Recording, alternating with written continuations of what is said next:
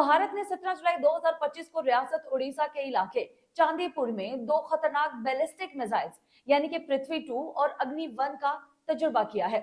भारत के सरकारी मीडिया के मुताबिक इन तजुर्बात को मामूल की मशक कहा जा रहा है, लेकिन सवाल ये है कि अगर ये सिर्फ एक तजुर्बा है तो आखिर ये मिसाइल किसके खिलाफ जंग करने के लिए तैयार किए जा रहे हैं, बांग्लादेश या फिर नेपाल?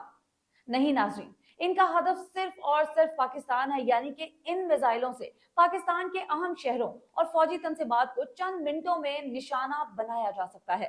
दिफाई माहिरीन का कहना है कि अगर तजुर्बे किसी एक दिन की बात नहीं, भारत इससे पहले भी आकाश प्राइम दिफाई सिस्टम भी टेस्ट कर चुका है।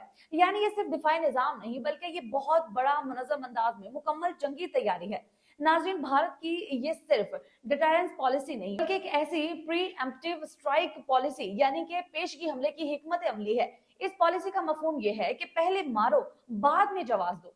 ये वही हिकमत अमली है जो इसराइल ने गजा में अपनाई और भारत भी इसी मॉडल पर अब चलता हुआ नजर आता है।